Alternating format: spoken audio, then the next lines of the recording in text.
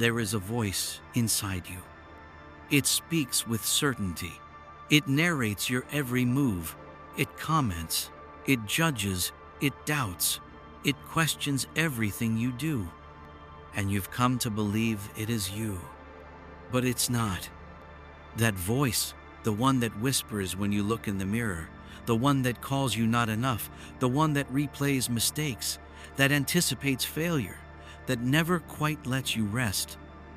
It was installed, not by malice, not by some external villain, but by repetition, by environment, by culture, by the systems that raised you. The voice was not born with you.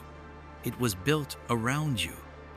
You were born silent, aware, alive, not judging, not planning, not doubting. You didn't think you knew. But then came the lessons, the labels, the feedback loops. That's wrong. That's good. That's not okay. That's not enough. And slowly, the voice began to form.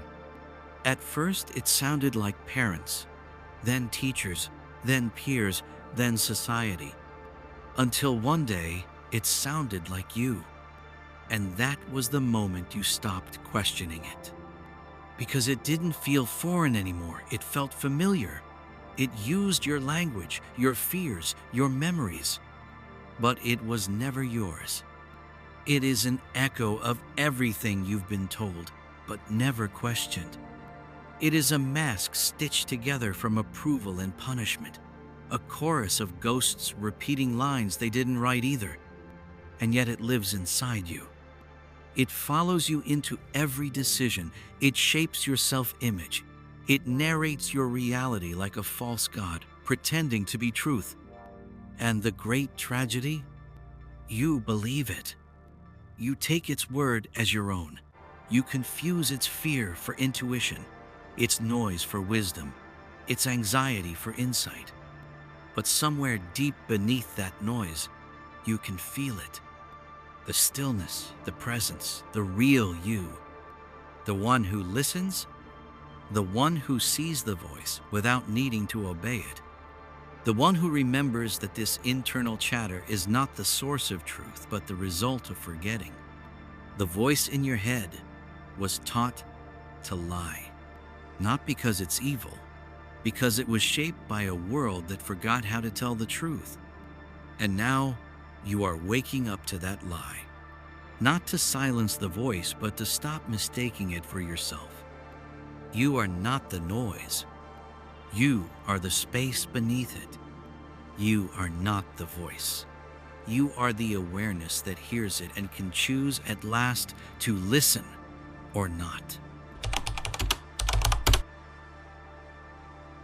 Thought was never meant to imprison you. It was meant to serve you, to observe, to assist, to process. But somewhere along the way, it forgot its place, and you forgot you were not it. Thought began as a mirror, a way to reflect experience, to hold memory, to map meaning. But left unchecked, the mirror began to speak, and it didn't stop. It became constant, automatic, a loop of imagined outcomes and rehearsed regrets. What was once a tool became a tyrant, and you, the one holding the tool, became its servant. This is how the cage was built, not with bars, but with language, not with iron, but with belief. The voice in your head, trained by teachers, parents, media, systems, was never trained to be kind. It was trained to control, to predict, to protect. But protection through fear is still fear. So the voice began telling stories, endless stories. What could go wrong? What people think of you? What you failed to do? What you might never become? It repeats these stories until they become your walls. You don't see the world. You see your thoughts about it. You don't meet new moments. You meet your expectations of them. You don't even experience yourself, only the internal commentary telling you who you are. That is the cage, a reality filtered through a voice you didn't choose. And yet, it feels natural, because it's always been there, so you trust it, even when it hurts you. But that trust is the trick.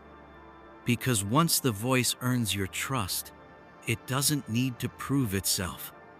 It can lie to you about your worth, about your limits, about what is safe, about who you are allowed to be. And it will. Not because it is cruel, but because it was programmed that way. You are not broken, you are conditioned. You were taught to think a certain way, taught to believe that constant thought is intelligence, that anxiety is responsibility, that doubt is humility. But it's not.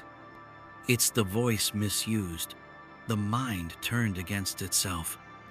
And in that confusion, you begin to shrink. You play small, you hesitate, you seek permission, you obey thoughts that were never yours. Not because you lack power, but because you've mistaken the cage for protection. The voice in your head tells you it's keeping you safe.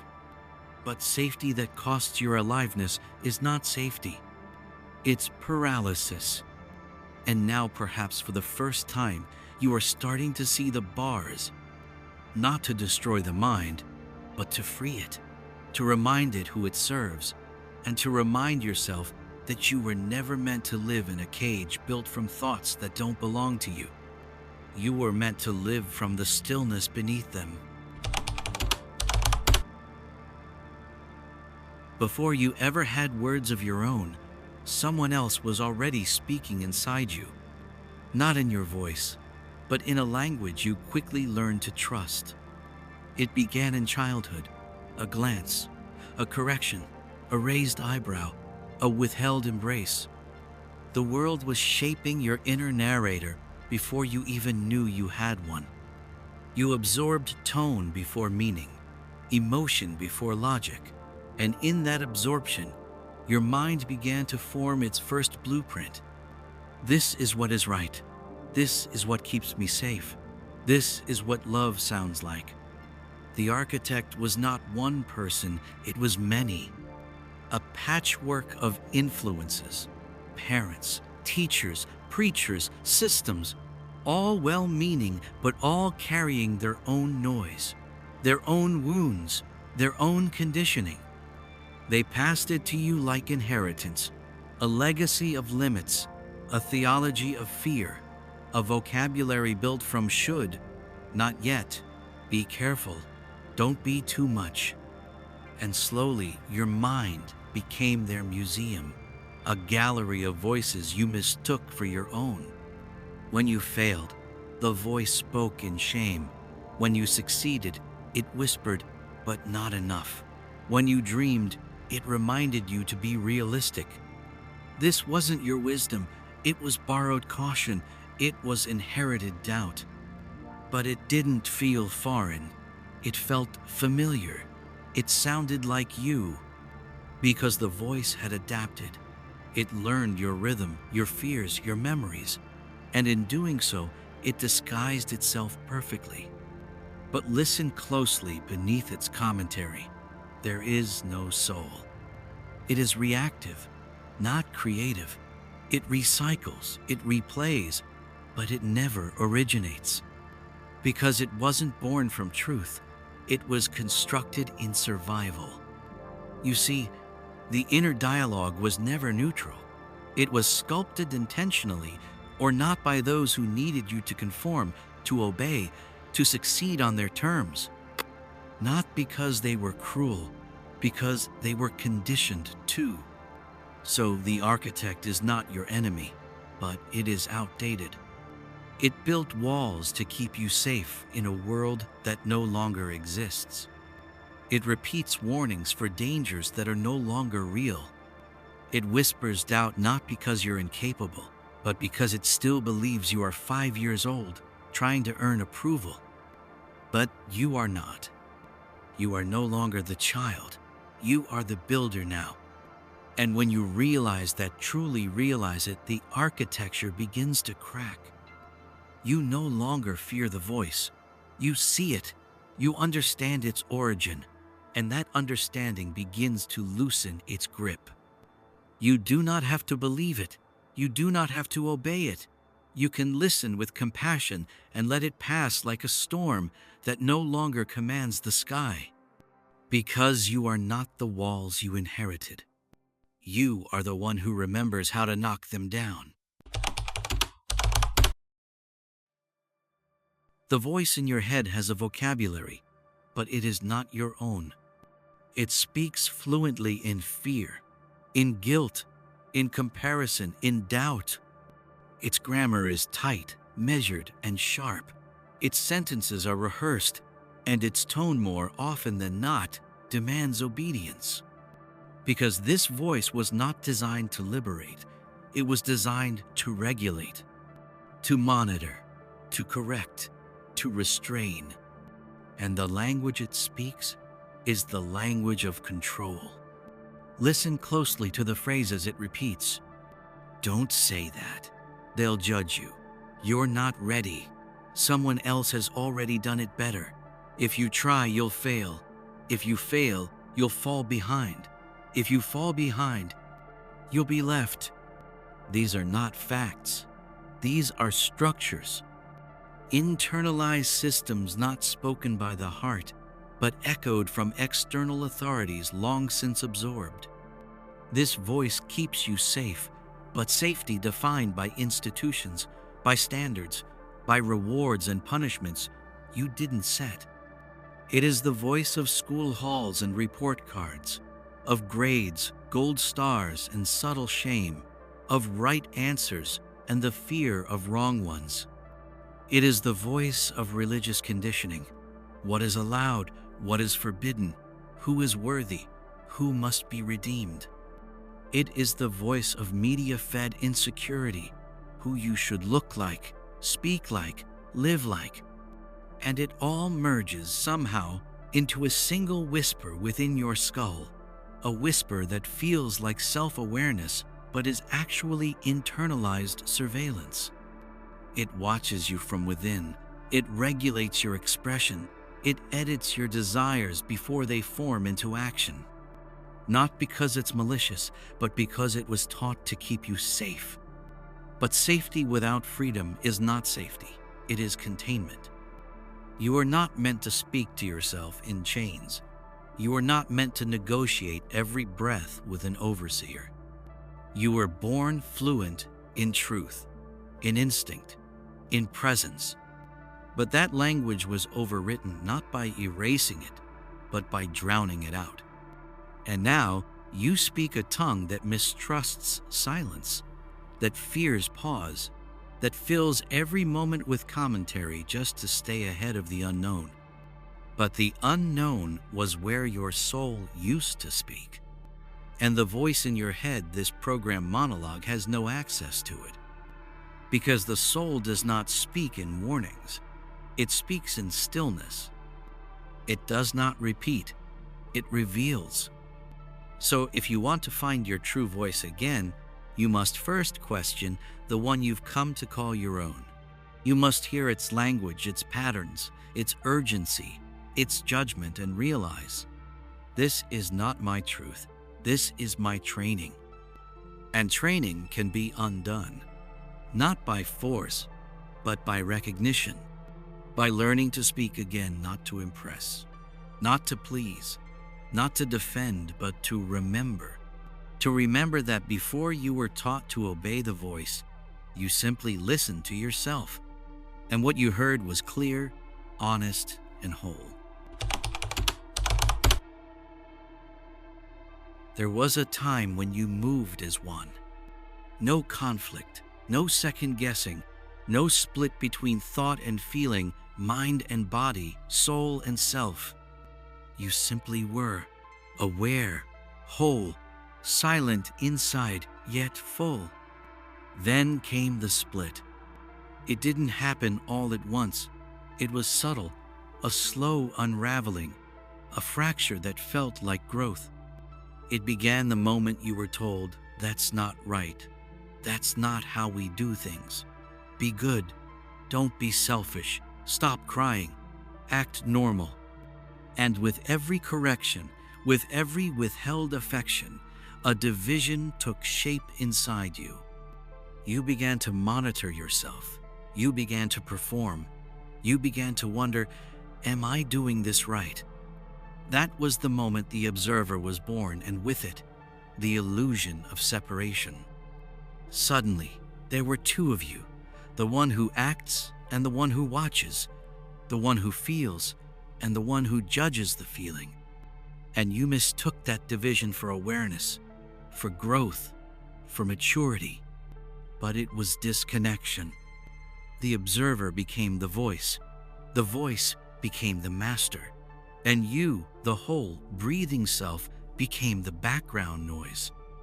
This separation wasn't natural, it was installed by a culture obsessed with control, by systems that reward obedience and punish instinct.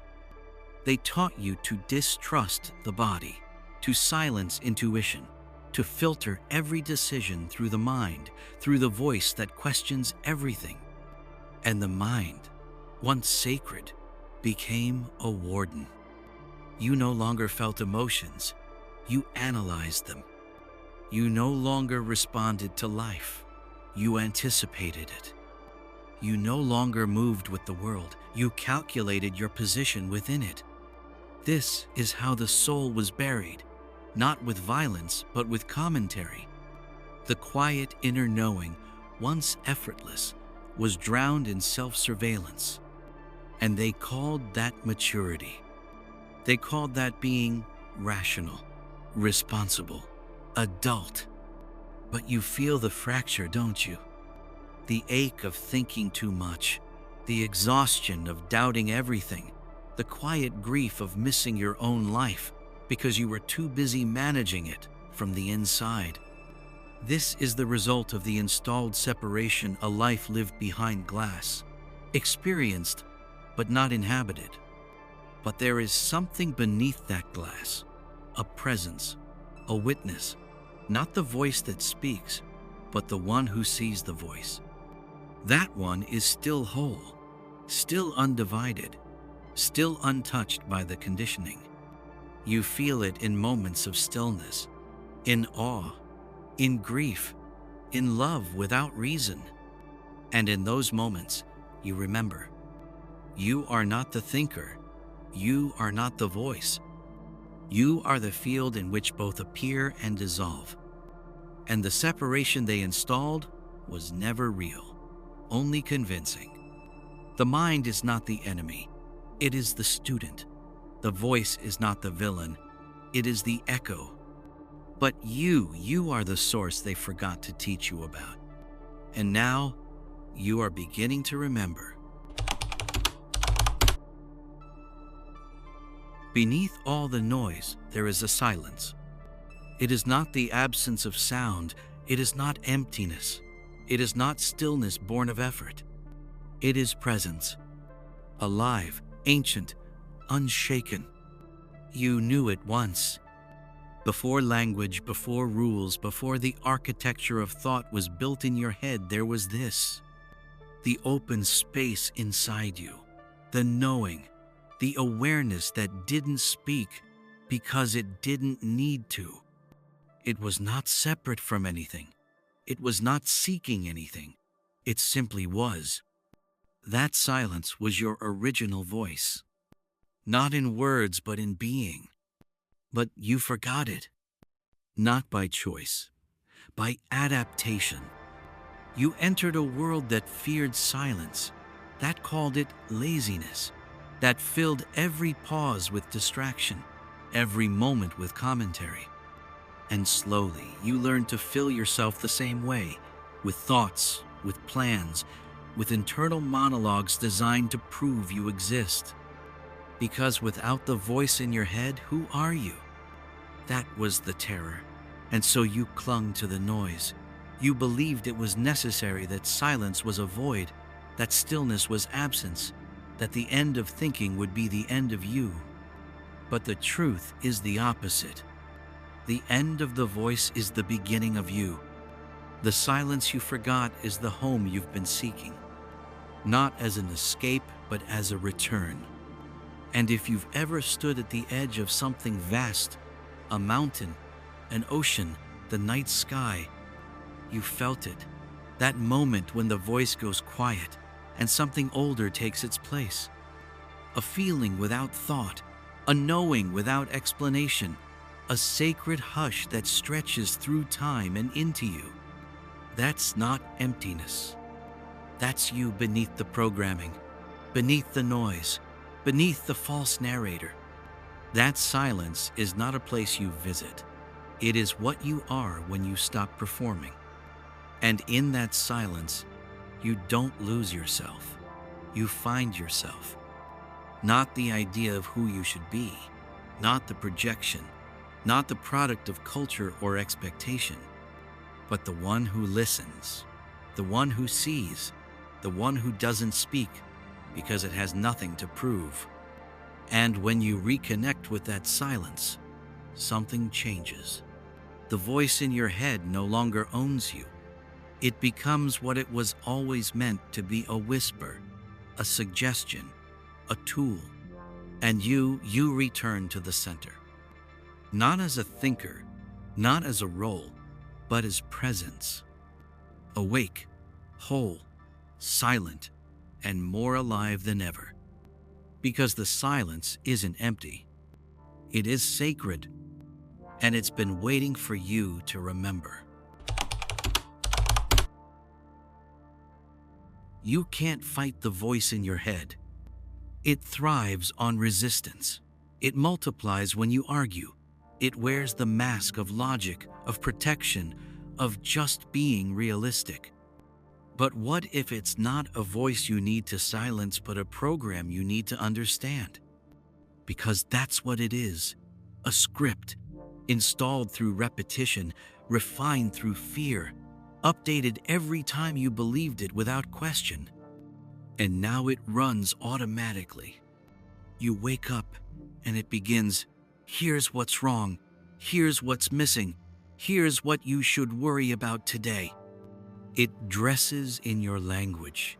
It mimics your thought patterns. It hides inside your self-concept. But it's not conscious.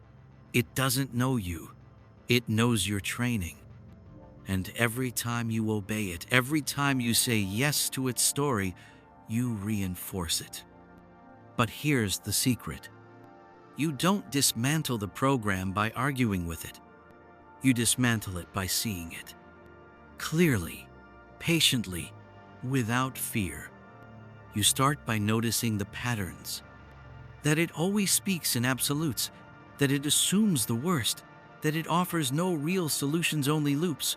That it tries to protect you by shrinking you. And then you ask, who taught it to think this way? Not with blame, but with curiosity. Was it your mother's anxiety? Your teacher's scorn? The culture of shame you grew up in? Trace the voice. Trace the tone. Where have you heard it before? And when you find its origin, even a piece of it, something shifts. You see the voice not as truth, but as history. And history can be healed. Next, you pause. When the voice speaks, don't react. Observe. Let it say its piece. Then ask gently, is this useful? Is this mine? Is this true? And wait. Sometimes silence will answer. Other times, a new voice may rise softer, calmer, deeper. It doesn't shout, it doesn't control, it doesn't repeat. It knows. That's the voice behind the voice, the one that has been watching all along. And the more you listen to it, the weaker the program becomes. Not destroyed, but dissolved. Like fog in morning light. You'll begin to notice gaps, moments where the voice falls silent and the real you steps forward. In creativity, in love, in courage without explanation. You'll feel spacious again, whole, like the thoughts in your mind are no longer jailers, but guests. That is the return. Not to some perfect version of you, but to the part of you that never needed perfection to begin with. Because underneath the program was not a flaw, not a weakness, but a self too radiant to be controlled. And now, you are learning to let it speak again. Not by rewriting the old script, but by walking away from the page entirely. The voice in your head may still speak, but now you see it. Now you know. It is not the source. It is not the self. It is not the truth. It is a remnant, a residue of old fears, old systems, old stories. And the more you see it, the less it defines you, because something deeper has returned. Not loudly, not in words, but in presence. A knowing that doesn't argue, a clarity that doesn't require proof, a truth that was never taught because it was never forgotten, only covered. This is your inner truth, the part of you that has never moved, never doubted, never left. It watched quietly while the voice performed. It waited patiently while you believed the noise. And now, as you remember, it breathes again through you. Not as belief, as being. You reclaim your inner truth not by silencing the mind, but by no longer obeying it blindly. Not by attacking the inner voice, but by choosing to hear another one, the one beneath, the one within. You begin to move differently. You speak with less fear. You trust the pauses. You stop rehearsing every outcome and start responding to life as it unfolds. You stop performing clarity and start embodying it. This is what the voice was trying to protect you from: your own power, your own enoughness, your ability to know without approval, to move without permission. Because systems cannot control those who trust their own knowing. They can only control those who believe the voice that says, "You're not ready. You don't know enough. You must do more first." But the truth knows no such rules. It is quiet, and it is yours. You reclaim it each time you pause and choose not to follow the old loop. Each time you feel fear and move anyway. Each time you let the voice scream but act from stillness. And eventually, the voice grows quieter, not silenced, but softened. It becomes what it was meant to be: a tool, a whisper, a function of mind. But you are no longer inside it. You are the sky in which it floats, the space in which it rises and falls. You are no longer spoken to, you are the one who listens. And in that listening, you return to the truth that was always waiting beneath the noise. You are not broken. You are not behind. You are not the voice. You are what remembers. And now, you remember.